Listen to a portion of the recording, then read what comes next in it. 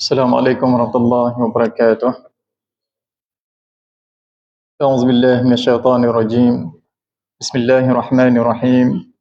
Alhamdulillahi rabbil alamin. Nahmaduhu wa nasta'inuhu wa nastaghfiruh. Wa na'udzu billahi min syururi anfusina wa min sayyiati a'malina. Man yahdihillahu fala mudilla lahu wa man yudlil fala hadiya lahu. Asyhadu an la ilaha illallah wahdahu la syarika itu berasal dari kata bahasa Arab, dari kata silah. Pernah dengar silah? Silah. Pernah dengar silaturahim? Silaturahim. Silaturahim itu bermaksud, silah itu hubungan, rahim itu bermaksud kasih sayang. Hubungan kasih sayang seseorang itu dengan saudaranya yang lain, yang saudaranya itu berasal dari rahim yang satu, rahim ibunya yang satu. Ya, dari ibu dia, ya, keluarlah abang sulung abang lung, keluar bangah, keluar seterusnya, sampailah kita, contohnya. Jadi kita jaga hubungan di antara saudara-saudara yang keluar dari rahim ibu itu. Itu hubungan kasih sayang tu. Kemudian dia lebih pada itu lagi, ya, lebih dari itu lagi, hubungan silaturahim itu juga. Kalau orang Melayu sebut hubungan silaturahim itu maksud hubungan yang lebih dari itu. Bukan yang keluar dari perut rahim ibu kita je. Sepupu kita, anak mak saudara kita, mak saudara kita, cucu saudara, semua tu kita panggil hubung silaturahim juga. Betul? Ya, menghubungkan hubungan kasih sayang. Sebab rahim itu bermaksud kasih sayang, kasih sayang. Jadi lebih dari itu lagi, hubungan sesama jiran tetangga pun itu orang sekarang tu menyebut hubungan silaturahim juga, sama kita. Jagalah silaturahim sama kita, perpaduan sama kita. Kerana apa? Kerana hubungan kasih sayang itu amat penting, ya, untuk mewujudkan masyarakat yang harmoni. Maka hubungan kita dengan Allah Subhanahu Wa Taala itu berbeza, tidak sama hubungan kita sesama saudara-saudara kita. Jadi kita nak jaga hubungan kita dengan Allah Subhanahu Wa Taala. Allah Subhanahu Wa Taala perintahkan kita, ya, dengan satu ibadah ini yang paling utama untuk kita jaga hubungan kita dengan Allah. Yang ibadah ini adalah ibadah yang paling sempurna ataupun paling istimewa, paling special di antara ibadah-ibadahnya yang lain. Itulah solat. Kenapa? Kerana solat ini diterima oleh Nabi Muhammad sallallahu alaihi wasallam di langit. Perintah solat Nabi Muhammad sallallahu alaihi wasallam terima daripada Allah Subhanahu Wa Taala di mana? Sidratul Muntaha. Sidrah Muntaha itu di mana? Sidrah Muntaha itu dekat dengan syurga Allah Subhanahu Wa Taala. Jadi itulah specialnya solat. Solat itu adalah hubungan kita dengan Allah Subhanahu Wa Taala, yang terimanya perintah itu pun di tempat yang special, bukan di dunia. Kalau puasa, perintah puasa waktu Nabi Muhammad SAW berada di atas muka bumi. Perintah yang lain-lain pun sama, ya, ketika mana Nabi Muhammad SAW berada di muka bumi. Yang solat ini dia berbeza. Jadi itulah hubungan kita dengan Allah Subhanahu Wa Taala. Boleh kita katakan solat itu ialah silah kita, hubungan kita dengan Allah. Silah kita dengan Allah. Bila sebut solat, solat itu adalah silah kita dengan Allah, hubungan kita dengan Allah Subhanahu Wa Taala. Jadi kena jaga hubungan ni. Kena jaga hubungan ni baik-baik, elok-elok. Makanya khutbah Jumaat pun disebut, jagalah apa hubungan kamu dengan Allah Subhanahu Wa Taala, dan hubungan sesama manusia, kerana itu lebih penting. Kerana apa? Kerana bila kita jaga hubungan kita dengan Allah Subhanahu Wa Taala, jaga dengan solat itu tadi. Sebab solat itu sebagai hubungan itu kita ibaratkan itu tali hubungan kita dengan Allah Subhanahu Wa Taala. Tali itu kukuh, ya, solat fardu itu, tali itu kukuh. Kita buat solat ataupun laksanakan solat itu dengan sesungguh-sungguhnya, cukup syarat rukunnya ditambah dengan perkara-perkara sunnahnya, jadi tali tu kuat. Tali tu kuat, susah nak putus. Ya. Kemudian kita tambah lagi dengan tali-tali yang lain. Tambah dengan apa? Tambah dengan solat-solat sunat, solat jenazah, solat-solat sunat yang lain. Kita buat solat jenazah, kita pun buat juga. Maka itulah dia pengikat tali, pengikat solat kita yang fardu itu, dia akan semakin kukuh. Dia disalut dengan kabel-kabel itu semakin kukuh. Bila semakin kukuh, insya-Allah kita akan diberikan keberkatan di dalam hidup kita.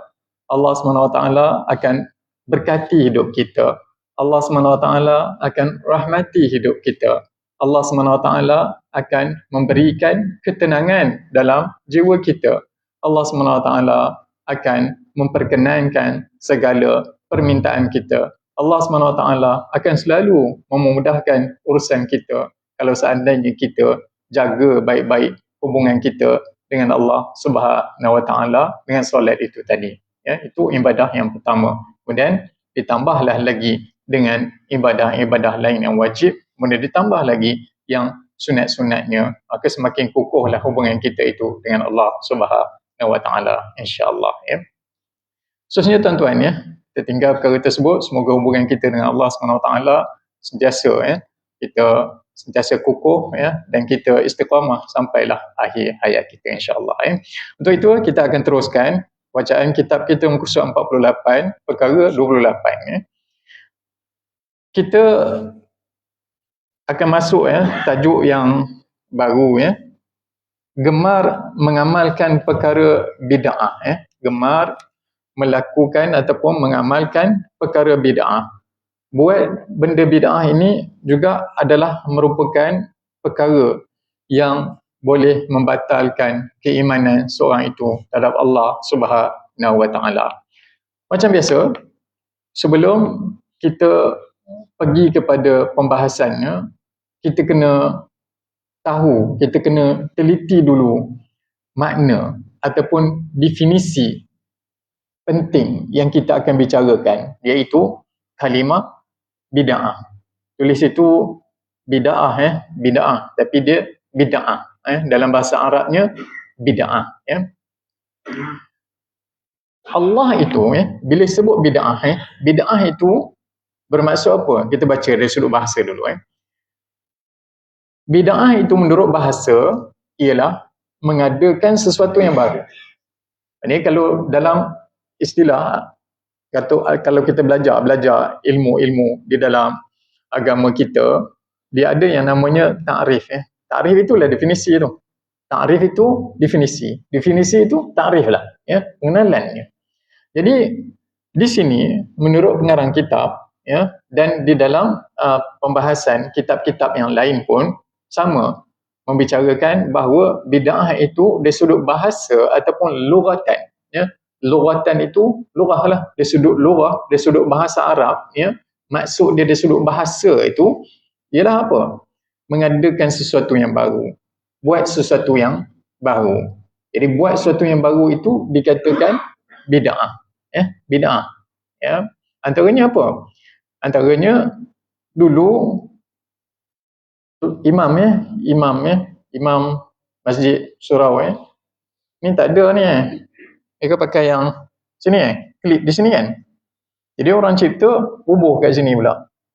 Ni bid'ah ni, ya. Sebab apa? Sebab buat sesuatu yang baru, ya, buat sesuatu yang baru. Kira zaman kita dulu, zaman saya lah, kanak-kanak dulu, ya. Zaman tuan-tuan tak tahulah kan. Kampus saya surau, aircon tak ada, ya. Tak ada. Mana ada aircon, ya. Lepas tu dia upgrade, ada apa? Ada kipas. Itu bid'ah tu, ya. Mencipta sesuatu yang baru. Kemudian sekarang ada aircon, ya. Jadi itu bid'ah. Kalau dia sudut apa? Dia sudut bahasa. Lampu lagi lah dulu, kita pergi surau tu, saya paling suka pergi surau tu sebelum maghrib, tengok apa? Tengok Tok Bilal tu. Tok Bilal tu pam apa benda tu. Nyonyek. Kita duduk, seronok tengok, apa benda tu? keseling. Lepas tu dia ada sumbu dia tu. Oh, seronok sangat tengok. Oh, dari apa malap tu terang. Kemudian bila dah ada elektrik, lampu. Itu bid'ah tu, bid'ah semua. Malah di dalam ayat Al-Quran, di dalam ayat Al-Quran, tuan-tuan mendengar, badi'us samawati wal ard. Pernah dengar? Badi'us samawati wal ard. Allah SWT badi'us samawati wal ard. Allah SWT itu mencipta langit dan bumi. Mencipta langit dan bumi. Jadi badi' itu bid'ah tu. Cipta. Mengadakan. Jadi Allah SWT mengadakan langit dan bumi. Daripada langit itu tak ada kepada ada. Daripada bumi itu tak ada kepada ada. Jadi Allah itu kalau nak ikut kata di sudut bahasanya, Allah tu bid'ah lah. Sebenarnya tak. Tidak begitu. Kenapa? Kerana kita akan teliti pula menurut istilahnya. Menurut bahasa, bid'ah itu adalah mencipta, mengadakan sesuatu yang baru. Tak bolehlah kita kata Allah tu bid'ah, ataupun seperti mana yang saya sebutkan tadi, perkara-perkara yang dulu tak ada, lepas tu sekarang ada, itu dikira bid'ah, itu dari sudut bahasa. Yang kita nak tumpu pada malam ini ialah dari sudut istilah syaraknya, dari sudut istilah. Jadi dari sudut istilah itu, kalau dalam bahasa moden, sekarang ni definisi, dia ada disebut yang pertama, definisi dari sudut etimologi. Pernah dengar? Angguk je lah, bawa dengar, pernah dengar. Etimologi itu bahasa lah. Kemudian, yang kedua, terminologi. Terminologi itu, pembahasan satu istilah dari sudut terminologi itu, bermaksud dari syarak tu. Jadi kita nak bahas ni, yang terminologi itu. Yang syarak itu, apa maksud bid'ah itu? Mari kita teliti, Menurut istilah syarak, bid'ah ni ditulis bid'ah, bid'ah. Tapi yang sebenarnya kalau kita baca, ikut Arabnya bid'ah, atau Melayu sebuah beda'ah. Ini bukan beda'ah, ini bid'ah. Bid'ah ialah mengadakan sesuatu yang baru dalam urusan agama yang berlainan daripada yang telah disyariatkan. Jelas? Mengadakan sesuatu, saya ulang sekali lagi, bid'ah ialah mengadakan sesuatu yang baru dalam urusan agama yang berlainan daripada yang telah disyariatkan ke atas Nabi Muhammad SAW dan umatnya. Jadi kesimpulan di sini, menurut istilah syaraknya, ialah apa? Bid'ah itu ialah apabila mengadakan sesuatu perkara yang baharu, yang perkara yang baharu itu tak ada dalam Al-Quran. Perkara yang baru itu tak ada dalam sunnah ataupun hadis Nabi Muhammad SAW. Perkara yang baru itu tak ada asar. Tak ada asar tu maksud tak ada kesan peninggalan sahabat-sahabat tabi'in yang buat perkara tersebut. Kemudian dia tak ada di dalam ijma' ulama, kesepakatan ulama yang kita sebut fatwa, tak ada, tak ada juga di dalam fatwa-fatwa. Jadi kalau seandainya dibuat benda yang tak ada dalam Al-Quran, benda yang tak ada dalam hadis, benda yang tak ada dalam asar, benda yang tak ada dalam ijma', dan lagi melakukan perkara-perkara yang dilarang di dalam Quran, dilarang oleh sunnah Nabi Muhammad SAW ataupun oleh hadis Nabi Muhammad SAW, oleh Nabi, melalui hadis Nabi Muhammad SAW, ataupun dilarang di dalam asar sahabat ataupun tabi'in, ataupun dilarang di dalam pembahasan fatwa-fatwa. Jadi itulah yang dimaksud bid'ah. Contoh kita wajib percaya bahawa Allah Subhanahu Wa Taala itu Esa. Allah Subhanahu Wa Taala itu tunggal melalui ayat Qul huwallahu ahad. Katakanlah dialah Allah itu ahad. Allah Subhanahu Wa Taala itu tunggal. Jika ada orang datang beritahu kepada kita rasanya Allah tu ada anak lah, ya. Ada anak aku, ada seorang je anak. Itulah bid'ah. Kenapa? Kerana tidak ada dalilnya di dalam Al-Quran. Tidak ada dalilnya dalam hadis Nabi Muhammad SAW. Malah di dalam itu, kalau disebutkan begitu, itu telah melanggar perintah Allah SWT dan Nabi Muhammad SAW berkaitan dengan tauhid kepada Allah SWT. Kemudian lagi, kita tahu bahawa rukun Islam itu 5. Rukun Islam itu 5. Kalau seandainya datang seorang yang mengatakan ini sudut ibadah, dia mengatakan bahawa wajib, ini wajib dia kata, dia datang, dia kata yang kita percayanya, yang kita beramalnya 5, ucap kalimah syahadah, solat, puasa, zakat, menunaikan haji bagi yang mampu. Kalau seandainya datang seorang, dia kata sedekah tu wajib, itu bid'ah juga, sebab sedekah itu sunat. Jelas? Jelas. Sebab apa? Sebab dia tu bertentangan dengan apa yang ada di dalam Al-Quran dan hadis Nabi Muhammad sallallahu alaihi wasallam. Kemudian lagi, sekarang ni timbul orang ataupun kita sebut sebagai tukang bid'ah. Tukang bid'ah. Ramai tukang bid'ah yang saya sempat kutip tuan-tuan, kalau nak kira-kira lah, yang saya sempat kutip di dalam satu penulisan itu, penulisan berkaitan dengan tafsir Quran. Dia membicarakan tentang tafsir Quran.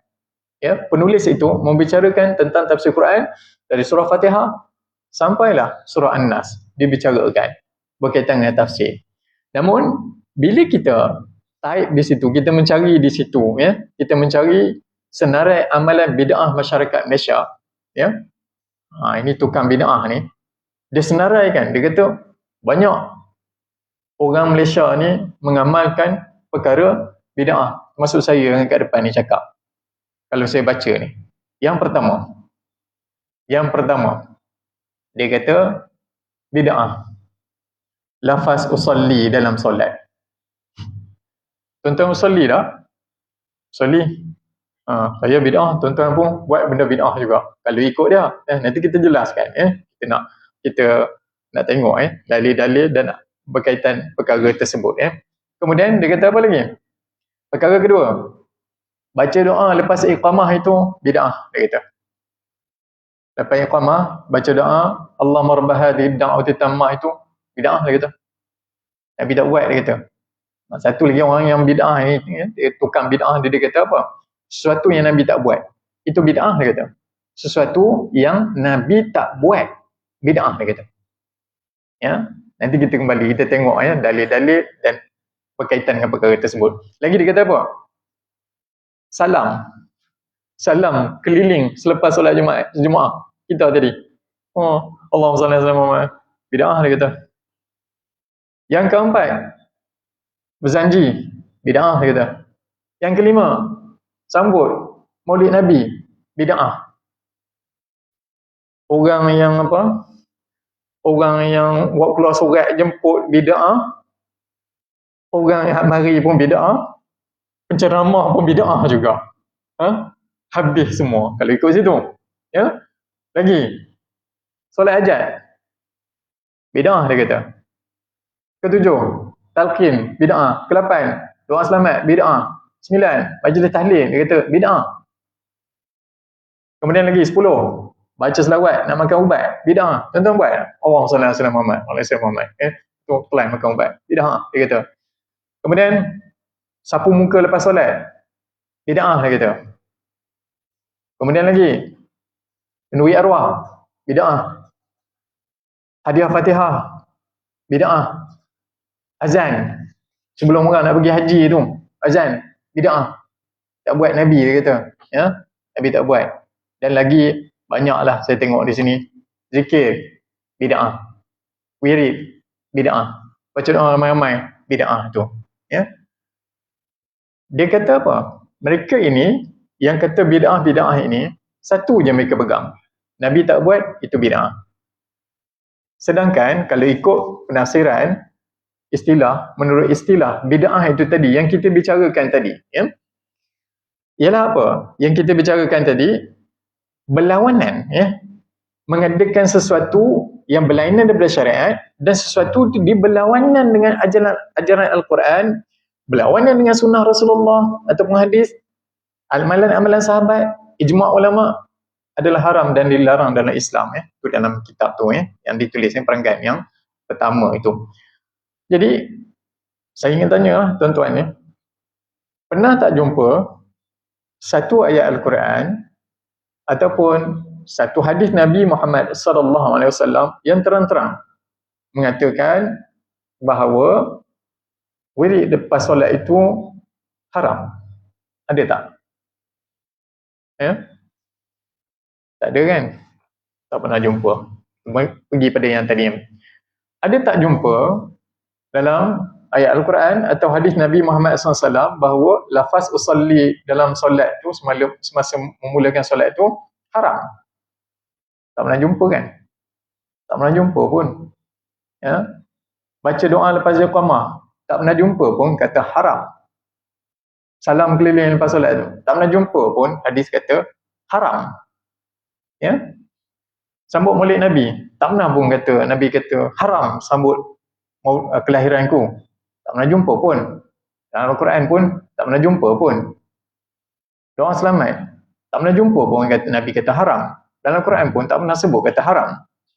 Buat tahlil dan sebagainya, sebenarnya yang saya sebutkan tadi, semua tak ada sebut pun.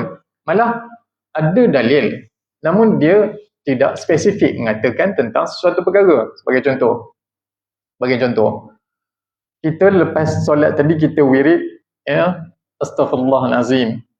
Betul? Astaghfirullahalazim. Ada hadis Nabi Muhammad SAW, ya, ada disebutkan dalam hadis Nabi Muhammad SAW bahawa Nabi Muhammad SAW dalam sehari itu, ya, beristighfar mohon ampun kepada Allah SWT ada lebih 70 kali.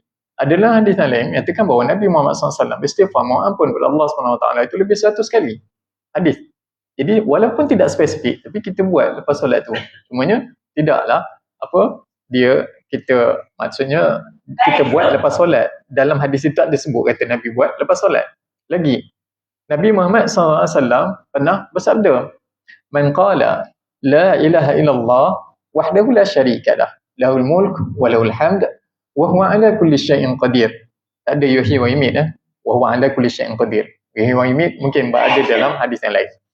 Nabi Muhammad SAW pernah bersabda, "Man qala," sesiapa yang mengucapkan la ilaha illallah wahdahu la syarika lah, lahul mulk wa lahul hamd wa huwa ala kulli syai'in qadir, 10 marrat, kata Nabi, 10 kali. Orang tu mengucapkan la ilaha illallah wahdahu la syarika lah itu yang seperti mana yang saya sebutkan tadi 10 kali. Nabi Muhammad SAW sebut, ya, ini ada dalam kitab Al-Adhkar, ya, kaman a'taqa arba'atan anfusin min waladin Ismail, kata Nabi. Nabi kata orang yang 10 kali dia ucap la ilaha illallah wahdahu la syarikalah lahul mulk wa lahul hamd wa huwa ala kulli syai'in qadir, Nabi kata dia akan mendapatkan ganjaran pahala seumpama dia itu membebaskan 4 orang hamba dari kalangan Bani Ismail. Siapa Bani Ismail? Anak cucu Nabi Ismail AS. Siapa Ismail ni? Nabi Ismail siapa? Anak Nabi Ibrahim AS. Dilahirkan dari ibunya. Bernama apa? Hajar. Kenapa dinamakan Ismail? Nabi Ismail AS. Kenapa? Kerana Allah SWT mendengar permohonan, permintaan hambanya Nabi Ibrahim AS dan isterinya untuk mendapatkan seorang anak bagi Hajar. Maka dinamakan Ismail. Ismail itu asal katanya apa? Sami'allahu liman hamidah. Sami'ah itu apa maksud dia? Sami'allahu liman hamidah. Allah mendengar. Sami'ah itu dengar. Allah lah. Dengar Allah. Allah mendengar. Liman hamidah. Sesiapa yang memujinya. Yang tadi, Nabi Ismail dinamakan Ismail itu, Allah mendengar siapa yang berdoa pada Allah Subhanahu Wa Taala. Termasuklah Nabi Ibrahim alaihissalam dan isterinya berdoa. Apa doa mereka? Inginkan seorang anak. Maka dikurniakan seorang anak. Dikurniakan Ismail alaihissalam. Jadi dari kata sami'a itu, dengar itu, nama Ismail itu ambil dari kata itulah. Isma. Isma itu sami'a. Isma itu dengar. Il itu Tuhan. Il Tuhan. Ismail maksudnya Tuhan. Allah mendengar permohonan, permintaan Nabi Ibrahim alaihissalam dan isterinya untuk mendapatkan anak. Maka Nabi Ibrahim alaihissalam, lepas Allah SWT perkenankan permohonan mereka, dinamakan anak yang lahir itu Ismail. Ya? Ismail maksud apa? Allah dengar permohonan hamba-Nya Ismail. Kalau Ismail itu maksudnya, kalau Israel pula, Israel. Ya? Isra itu hamba.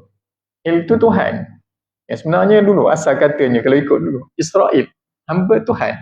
Jadi Bani Israel itu ialah apa? Anak cucu hamba-hamba Tuhan. Nah, hamba Allah Subhanahu Wa Taala. Sebabkan mereka engkar, maka sebaliknya yang berlaku sekarang ni kita tengok hari ni, ya. Itulah, ya, sudut kata itu, asal usul kata. Baik. Tadi kita bicarakan, ya. Kita baca la ilaha illallah wa la syarikalah lahul mulk wa lahul hamd wa huwa ala kulli syai'in qadir. Kita solat, kita baca. Jadi walaupun, ya, mereka menganggap bahawa bid'ah baca zikir, wirid sebagainya, tapi ada dalil walaupun tak spesifik, tapi dalil itu boleh kita jadikan panduan, ya, untuk kita beramal dengan apa yang diajarkan oleh Nabi Muhammad sallallahu alaihi wasallam. Kemudian lagi, ya, kita pergi kepada perkara yang seterusnya. Kalau mereka mengatakan bahawa Nabi tak buat, itu bid'ah, maka kita pergi kepada satu kisah Nabi Muhammad sallallahu alaihi wasallam bersama Bilal. Ada sebuah hadis yang diriwayatkan oleh Abi Hurairah radhiyallahu anhu. Hurairah radhiyallahu anhu meriwayatkan anna Rasulullah sallallahu alaihi wasallam, kata sahabat Nabi ni Abu Hurairah, dia kata Rasulullah sallallahu alaihi wasallam qala li Bilal, berkata kepada Bilal. Dia kata kepada Bilal, apa katanya? Ya Bilal, wahai Bilal, haddathani bi arja amalin amilathu fil Islam fa inni sami'tu dafa'na 'alaika baina yadayya fil jannah. Nabi kata kepada Bilal, ya, kata kepada Bilal, dia kata apa? Wahai Bilal, cuba kau cerita kepada aku. Wahai Bilal, cuba tahu kepada aku suatu amalan yang kau buat, ya, di dalam Islam. Kerana aku mendengar tapak kakimu, dia kata. Nabi kata, aku mendengar tapak kakimu wahai Bilal baina yadayya fil jannah, di sisiku di syurga. Aku mendengar, telah dinampakkan oleh Allah SWT, diperdengarkan oleh Allah SWT bahawa itu tapak kasut apa Bilal, ya, kelepak itu. Cuba cerita, apa amalan yang engkau buat? Nabi tanya kepada Bilal. Kemudian Bilal pun jawab, ya, qala ma amiltu amalan arja indi min anni lam tahhar, ya, atatahhar tuhuran fi sa'atin min lail aw naharin illa sallaitu bidzalika at-tuhur ma kutiba li an usalli. Dalam hadis ini disebut, Bilal kata apa? Bilal kata, aku, ya, tak ada lah apa amalan yang aku buat melainkan apabila dia berwudu. Bila berwudu, lepas berwudu, dengan wudu dia itu tadi, dia solat sunat 2 rakaat. Yang 2 rakaat itu bukanlah solat wajib, itu solat sunat, dia kata.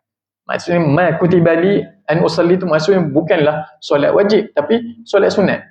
Ambil wudu, solat sunat. Solat sunat itu yang aku tak pernah tinggal. Ambil wudu, solat sunat 2 rakaat. Solat sunat itu disebut solat sunat wudu, dia kata. Aku tak pernah tinggalkan. Jadi persoalannya, adakah Nabi Muhammad sallallahu alaihi wasallam melakukan solat sunat wuduk. Tidak. Itu sebab Nabi tanya, apa amalan yang kau buat? Sehingga Allah SWT sebelum kau masuk syurga, tapak kaki dah dengar dah kat syurga.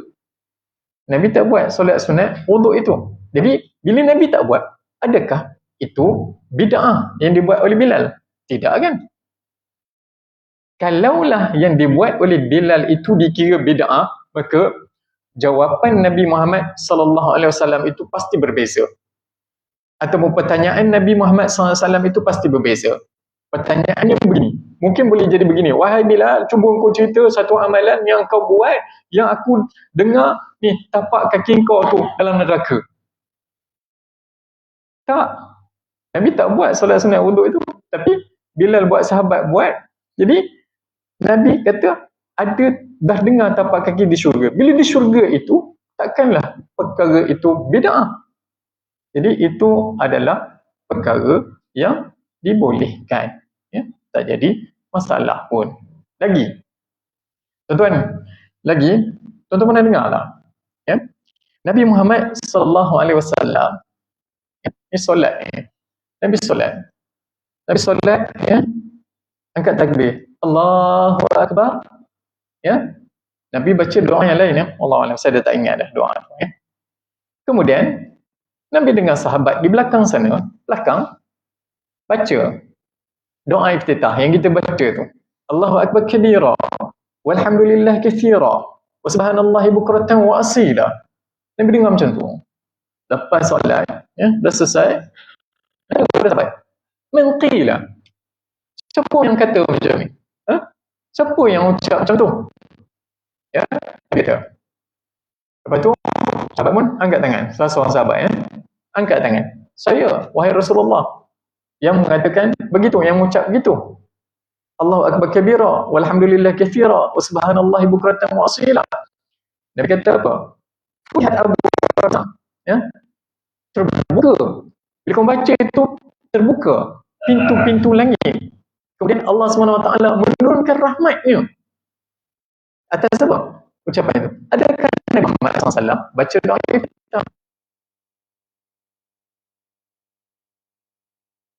Kemudian Nabi pun ceritakan, oh, itu fadilatnya. Ya. Kemudian lagi, kita Sami Allahu liman hamidah. Ya. Baca. Sami Allahu liman hamidah. Kita baca apa? Rabbana alhamd.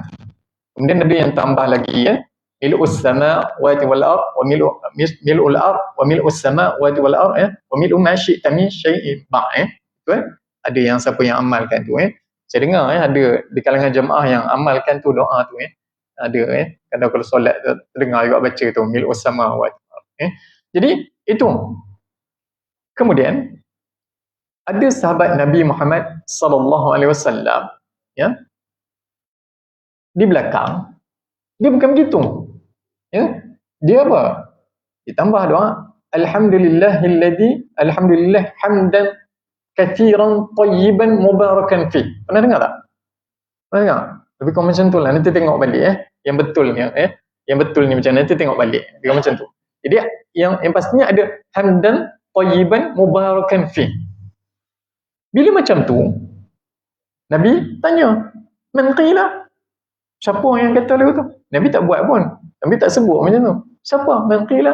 Sahabat pun kata, saya. Ana ya Rasulullah. Saya yang mengucapkan begitu. Maka Nabi Muhammad SAW kata apa? Nabi kata, telah turunnya 39 malaikat mencatat apa yang kau baca itu tadi. Ya? Jadi, tandanya apa? Tandanya, tidak semestinya apa yang Nabi tak buat itu bid'ah. Ya? Dan apa yang tidak berlaku pada zaman Nabi itu dikira bid'ah. Kalau nak kata bid'ah, saya rasa saya dah kongsi dah, berkaitan dengan zakat fitrah. Zakat fitrah di zaman Nabi Muhammad SAW menggunakan apa? Menggunakan makanan, ya. Zakat, Nabi menggunakan makanan pada waktu itu, kurma, gandum. Sekarang kita pakai apa? Contoh tak ada dari Nabi Muhammad SAW. Ya? Dalil ada, dalil kena keluar zakat, tapi contoh tak ada. Yang kita keluar zakat sekarang ni, kita keluar zakat fitrah tu pakai apa? Kita bayar pakai duit. Kita bayar pakai duit. Kalau begitulah dikira tak, apa, Nabi tak buat dikira bid'ah, maknanya zakat fitrah pakai duit tu bid'ah tu. Siapa berani kata bid'ah? Pergi jumpa mufti kata bid'ah apa? Oh, je keluar zakat fitrah apa ni? Siapa berani? Mana mahunya, itu semua keluar zakat pakai duit, bayar dengan harga beras itu tadi. Kalau nak katakan apa yang Nabi tak buat tu, tak ada contoh dari Nabi, itu bid'ah, tak boleh begitu. Jadi kita kena tengok konteksnya, dan tak ada pun larangan dalam Al-Quran dan Sunnah yang mengatakan perkara tersebut. Untuk itu kita tengok kita tengok apa yang dinukilkan oleh Imam Syafi'i. Imam Syafi'i kata berkaitan dengan perkara tersebut, makna bid'ah itu dari sudut bahasa itu telah kita jelaskan, dan dari sudut istilah, menurut Imam Syafi'i dikatakan bahawa apa? Imam Syafi'i kata pasal bid'ah ni, kata apa? Al-muhdatsatu minal umuri darban. Dia kata perkara baharu dalam agama yang kata disebut bid'ah ada dua jenis. Dia kata, ini Imam Syafi'i kata, ahaduhuma ma uhditha yukhalifu kitaban aw sunnah aw atharan aw ijma'an. Dia kata yang pertama bid'ah itu perkara yang diadakan yang menyalahi kitab ataupun Al-Quran, yang memang menyalahi, melanggar apa yang ada dalam Quran atau sunnah atau athar. Athar itu maksudnya kesan sahabat, apa yang dilakukan oleh sahabat dan tabi'in, atau ijma' ulama, kesepakatan ulama. Inilah bid'ah yang sesat. Dia kata fahadhil bid'ah ad-dalalah. Yang pertama kata Imam Syafi'i. Kalau seandainya ada dalil yang dalam Quran, dalam hadis kata benda ni tak boleh, tahlil tak boleh, haram, ataupun yang saya sebutkan tadi, sambut maulid tu haram. Lagi apa lagi? Baca doa lepas azan tu, apa nak tunggu iqamah tu haram. Kalau seandainya ada dalil haram, barulah boleh kata benda tu bid'ah. Kalau seandainya selagi tidak ada dalil yang mengatakan perkara itu haram, maka tidak bolehlah kita mengatakan perkara itu bid'ah. Untuk itu kita teliti perkara yang kedua yang disebut oleh Imam Syafi'i. Wathani, kata Imam Syafi'i, yang kedua, ma uhditha minal khair la khilafi liwahid min hadha wa hadhihi muhaddathatun ghaira madmumah. Kata Imam Syafi'i, dia kata apa? Perkara yang kedua ini, dia kata perkara baik yang diadakan, perkara baik dalam agama ini yang diadakan, yang tidak menyalahi salah satu daripada perkara tadi. Maknanya apa? Tidak menyalahi Al-Quran, tidak menyalahi sunnah, tidak menyalahi apa yang dibuat oleh sahabat, oleh tabi'in, dan tidak menyalahi ijma' ulama. Dia kata apa? Dia kata perkara ini dia adalah merupakan perkara yang tidak tercela. Dia kata wahadihi, kata Imam Ghazali, wahadihi muhdathatun ghaira madmumah. Perkara-perkara yang sebegini bukanlah perkara-perkara bid'ah, namun sebaliknya ia adalah merupakan perkara baharu yang tidak tercela. Boleh rujuk kitab Abu Bakar Ahmad bin Al-Husain Al-Baihaqi, di dalam kitab dia Al-Madkhal ila al-ilmi as-sunan, berkaitan dengan perkara tersebut. Jadi itulah penjelasan pada malam ini sedikit sebanyak berkaitan dengan bid'ah. InsyaAllah kita akan sambung perenggan yang kedua itu, dan kita akan baca dalil-dalilnya bulan hadapan insyaAllah. Baik, saya mohon maaf salah dan silap dalam penyampaian saya. Billahi taufiq wal hidayah. Wassalamualaikum warahmatullahi wabarakatuh.